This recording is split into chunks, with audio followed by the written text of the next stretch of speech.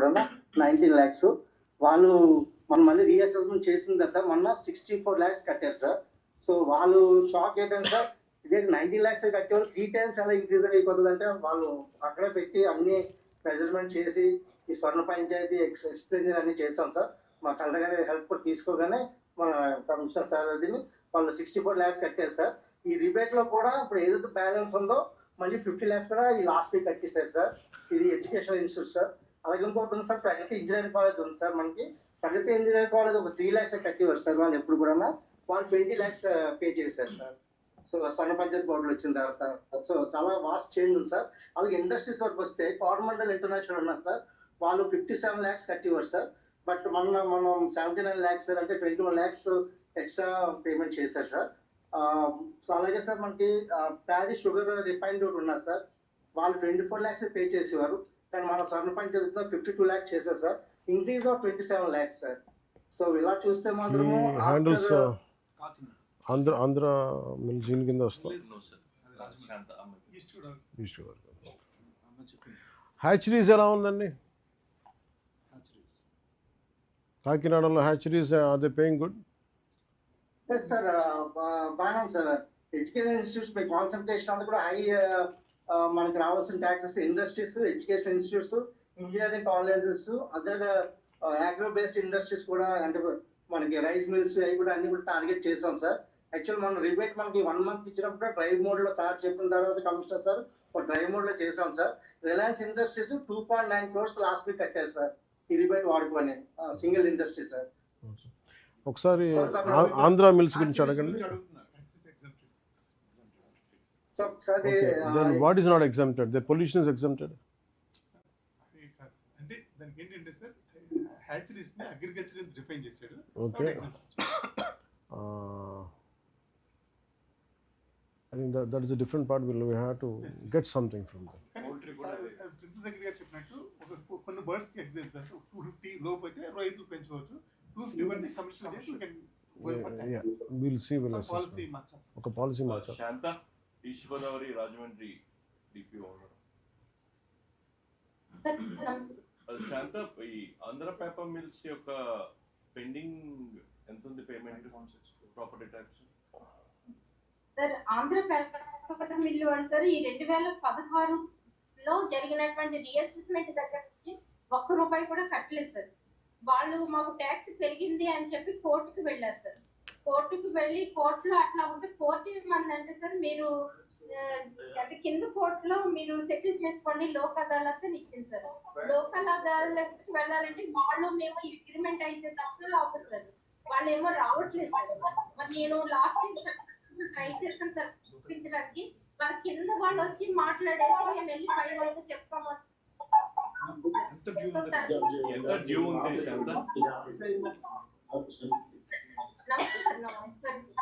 Sir Andhra paper mill 16-17లో జరిగినటువంటి reassessment తర్వాత ₹1 కూడా వాళ్ళు ట్యాక్స్ కట్టలేదు సార్. సో వాళ్ళు కోర్టుకు వేస్తారు సార్, మాకు ఎక్కువ వేస్తారు ట్యాక్స్, రీఅసెస్మెంట్ కరెక్ట్ కాదు మళ్ళా వాళ్ళు వేసిన వాళ్ళు అడిగిన దాంట్లో వాళ్ళకి అట్లా కాదమ్మా, సుమారుగా ఎన్ని కోట్లు పెండింగ్ ఉంది ఈ రోజు 2016 నుంచి ఇప్పటిదాకా? 13.5 ఉంది.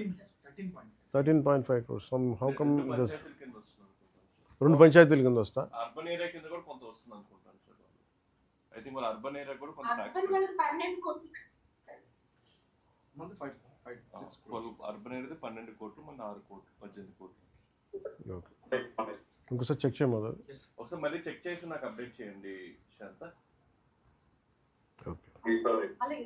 కోనసీమ డిపిఓ శాంత ఆయన చెప్తారు. కాకినాడ హ్యాచరీస్ సార్, హ్యాచరీస్ మనకి యూపత్తపల్లి మండలంలో ఉన్నాయి సార్. పిఠాపురం కాన్స్టిట్యూన్సీ లో ఒక 70 హ్యాచరీస్ వరకు ఉన్నాయి సార్. లాస్ట్ ఇయర్ 42 lakhs వరకు పే చేస్తారు సార్. వాళ్ళు ఎలా పే చేశారు? చేస్తాం సార్. వాళ్ళు ఎలా పే చేశారు? మిగతా వాళ్ళు ఎందుకు పే చేయట్లా? పిఠాపురంలో వాళ్ళు ఎలా పే చేస్తారు?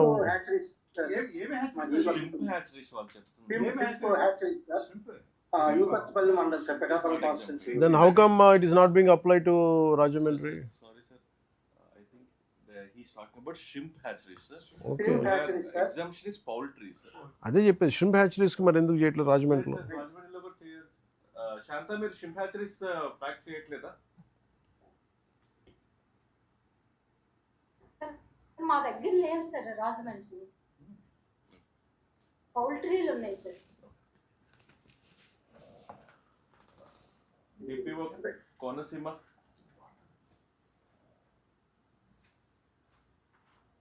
సార్ నమస్తే సార్. శాంత చెప్పండి. నమస్తే సార్. సార్ మనకి స్వర్ణ పంచాయత్ యాప్ ఎప్పుడైతే మనం ఇంప్లిమెంట్ చేయడం మొదలు పెట్టామో అప్పటి నుంచి పబ్లిక్ నమ్ముతున్నారు సార్ మనల్ని. ఇంతకుముందు మిస్యూజ్ అవుతుందేమో అనే భయం కొద్దీ కొంత కట్టేవాళ్ళు కాదు.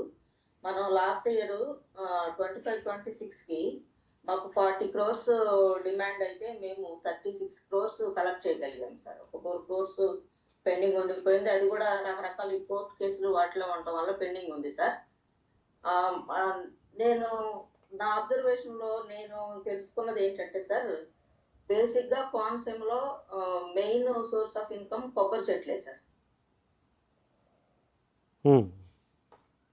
సార్ ఈ కొబ్బరి చెట్లు మనకి ఎక్కువగా ఈ పొలాలకు వెళ్ళే దారులు, కొంతలు ఇవన్నీ కూడాను లాంగ్ బ్యాక్ ఆక్యుపై అయిపోయి ఉన్నాయి సార్. అవన్నీ ఇప్పుడు మనకి రీసర్వే అవుతుంది సార్. రీసర్వే అయినప్పుడు ఖచ్చితంగా మన ఈ పొంతలు ఏవైతే ఉన్నాయో అవి కనుక మనం హ్యాండ్ ఓవర్ చేసుకోగలిగితే, అంటే వాళ్ళకి రెవెన్యూ వాళ్ళకి ఒక డైరెక్షన్ ఇచ్చి పక్క మార్కింగ్ ఇచ్చి మనకి హ్యాండ్ ఓవర్ చేయగలిగితే, ఈ పొంతలు ఆ రూట్ ఎలాంటి సైడ్ మొత్తం ఈ కొబ్బరి చెట్లు వేసుకున్నట్లయితే ప్రతి పంచాయతీకి ఆదాయం పెరుగుతుంది సార్. అది ఒకటి sir. Sir sir sir sir అలాగే సార్ మనకి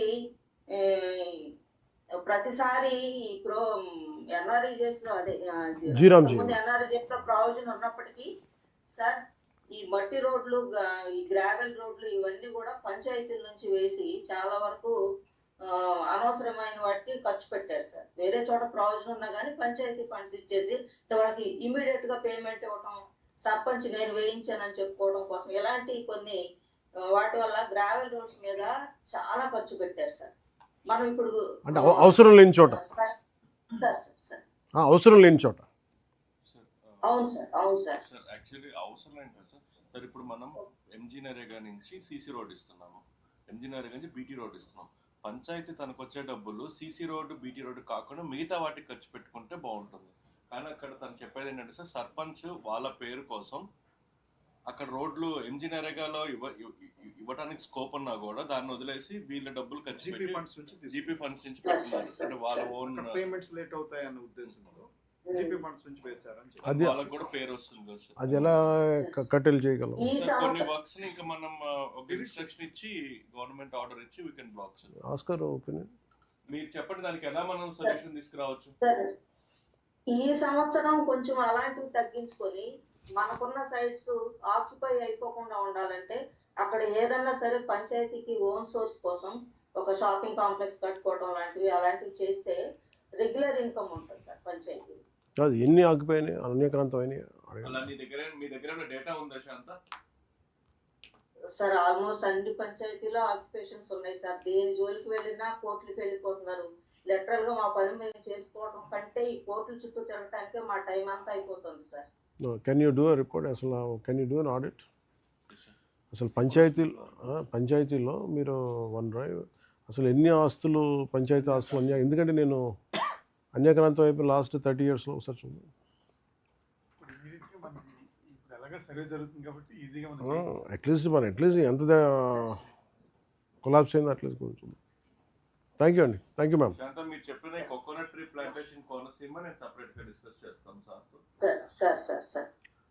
అలాగే సార్ ఇంకొక చిన్న సబ్మిషన్ సార్. ఇప్పుడు మనకి ఆల్రెడీ కొంత ఉన్నా కూడా సార్ వాటి పక్కన ఉన్న ఏరియా మొత్తం ఎవరిదైతే పొలం ఉందో వాళ్ళు ఆక్యుపై చేసుకొని ఆదాయం మొత్తం వాళ్ళు తీసుకుంటున్నారు సార్, కొబ్బరి చెట్లు వేసినా కానీ. అలా కాకుండా ఇప్పుడు కరెక్ట్గా మనకి డిమార్కెట్ చేసి మన ప్రాపర్టీ మనకి చూపించగలిగితే రీసర్వేలో మనం దాన్ని చేయగలం సార్. పంచాయతీలకు మంచి ఆదాయం అవుతుంది సార్. DPO west Godavari. నమస్తే సార్, టీపీఓ ఎత్తుగోదావరి చేస్తున్నాను సార్. సార్ మాకు సొన్న పంచాయతీ వార్తలు వచ్చిన తర్వాత సార్ అంతకుముందు అసెస్మెంట్స్ 3,07,000 ఉండేవి సార్. అంటే సొన్న పంచాయతీ వార్తలు వచ్చిన తర్వాత ఏదైతే అసెస్మెంట్స్ ట్యాక్స్ వేయకుండా ఉండిపోయినాయో అటువంటి వాటిని అట్లా వేయటం వల్ల మాకు అవి 3,37,000కి పెరిగింది సార్. 30,000 అసెస్మెంట్స్ ట్యాక్స్ కవర్లో తీసుకురావడం జరిగింది సార్ దీనివల్ల. ఎందుకంటే ఇల్లు కట్టేసి ఉన్నప్పటికీ కూడా అడ్మినిస్ట్రేటివ్ ఇష్యూస్ వల్ల వీళ్ళు 2-3 సంవత్సరాలు కూడా ట్యాక్స్ వేయకుండా ఉన్నటువంటి సొన్న పంచాయతీ కోర్టులు రావడం వల్ల అవి వేసాం సార్. దీనివల్ల ఏంటంటే మొత్తం అంతకుముందు ఉన్న ట్యాక్స్ 34.28 కోట్లు ఉన్న దాన్ని 39.88 క్రోర్స్ అంటే 5.6 క్రోర్స్ 16% ఇంక్రీజ్ అనేది రావడం జరిగింది సార్.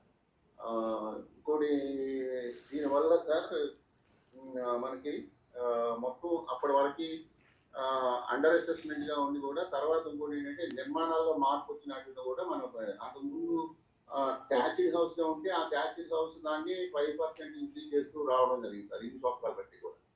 దానివల్ల ఏంటంటే చాలా తక్కువ ట్యాక్స్ పే చేస్తుంది వాళ్ళు. ఇప్పుడు ఏంటంటే సొన్న పంచాయతీ కోర్టు వచ్చిన తర్వాత దాన్ని ఆర్సీసీ దానిలోకి రావడం వల్ల దానికి ట్యాక్స్ చేయడం వల్ల అతన్ని ట్యాక్స్ ఇంక్రీజ్ అయింది సార్. అదొకటి. నిర్మాణంలో మార్పులు వచ్చిన వాటిలన్నింటినీ కూడా ఇందులో తీసుకురావడం జరిగింది.